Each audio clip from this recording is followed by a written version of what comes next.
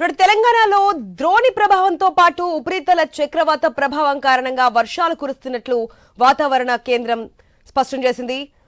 Cumulonimbus మేఘాల ప్రభావంతో పగటిపూట ఉష్ణోగ్రతలు పెరిగినా సాయంత్రం ఉరుములు మెరుపులతో వర్షాలు కురిసే అవకాశాలు ఉన్నాయన్నారు.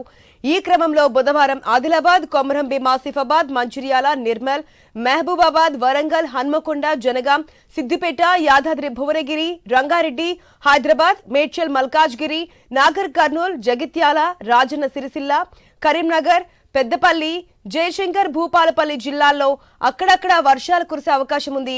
ఈ జిల్లాలకు ఆరెంజ్ అలర్ట్ అమల్లో ఉంది. ఇక మంచిర్యాల జిల్లాలో ఉదయం భారీ వర్షం కురిసింది. జిల్లా కేంద్రంతో పాటు పలు మండల కేంద్రాల్లో ఉరుములు మెరుపులతో కూడిన అకాల వర్షం పడింది. తెల్లవారుజామున 4:30 వర్షం పడింది. దీంతో అన్నదాతలు ఆందోళనలో ఉన్నారు. అకాల వర్షాలకు సంబంధించిన మరిన్ని అప్డేట్స్ మా ప్రతినిధి శ్రీనివాస్ ద్వారా తెలుసుకుందాం.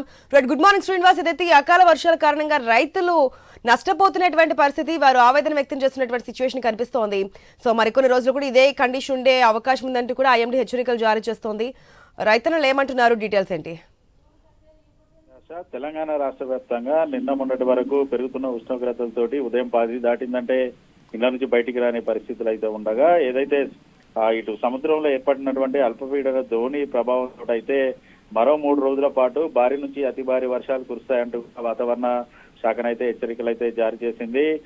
ఇటు ఇప్పటికే దాదాపుగా ఏదైతే ఉమ్మడి ఆదిలాబాద్ జిల్లా వ్యాప్తంగా కూడా వరి ధాన్యాన్ని అయితే ఇటు కొనుగోలు సెంటర్లకు తీసుకొచ్చిన పరిస్థితులు అయితే ఉన్నాయి. అయితే కొనుగోలు సెంటర్లో కొన్ని సెంటర్లో పూర్తిగా సకాలంలో కొనుగోలు ప్రారంభం కాకపోవడం, మరోవైపు ఇటు కొంతమేర కూలీల కొరత ఉండడం, సకాలంలో లారీలు రాకపోవడంతో అయితే ఇటు రైతులైతే ఆందోళన చెందుతున్న పరిస్థితులు అయితే ఉన్నాయి. ఉమ్మడి ఆదిలాబాద్ జిల్లా వ్యాప్తంగా కూడా ఈ రోజు ఉదయం తెల్లవారుజామున 4:30 గంటల నుంచి పడుతున్నట్టు వర్షంతో అయితే రైతులైతే ఆందోళన చెందుతున్న పరిస్థితులు అయితే ఉన్నాయి. కొనుగోలు కేంద్రాల్లో ఉన్నటువంటి ధాన్యంతో పాటు ధాన్యం జోకినటువంటి బస్తాలు కూడా తడుస్తూ ఉండడంతో అయితే రైతులైతే ఆందోళన చెందుతున్న పరిస్థితులు అయితే ఉన్నాయి. ఇప్పటికే ఉమ్మడి ఆదిలాబాద్ సంబంధించినటువంటి అధికారులు కూడా కొనుగోలు సెంటర్ల నిర్వాహకులకు అయితే ఫోన్లు చేసి ఇటు డీటెయిల్స్ తెలుసుకున్నట్టుగానైతే తెలుస్తుంది. అంతేకాకుండా తడిసినటువంటి ధాన్యాన్ని కొనుగోలు చేయడంతో పాటు ఏదైతే కొనుగోలు చేసినటువంటి ధాన్యాన్ని కూడా సకాలంలో మిల్లులకు అందే దిశగా చర్యలు తీసుకోవాలంటూ కూడా అధికారులు అయితే చర్యలు చేపడుతున్న పరిస్థితులు అయితే ఉన్నాయి. అయితే రైతుల వద్ద నుంచి అయితే ఒకటే డిమాండ్ వినిపిస్తుంది.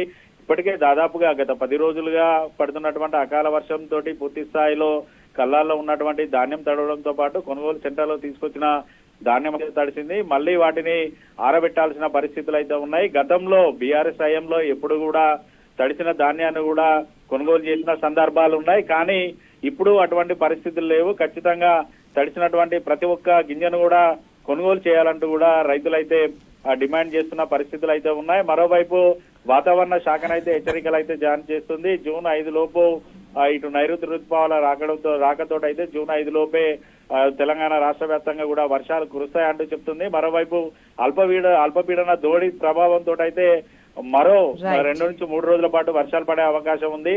పూర్తిగా ఎండ తీవ్రతతోటి ఉక్కపోతోటి ఉన్న ఇటు సిటీ ప్రాంత ప్రజలతో పాటు కోల్బెల్ట్ ఏరియాలకైతే ఈ వర్షం పడడంతో కొంతమేర ఉపశమనం కలగా రైతులైతే తీవ్ర ఇబ్బందులు పడుతున్న పరిస్థితులు ఉన్నాయి. ఆశ. Right Srinivas, thanks.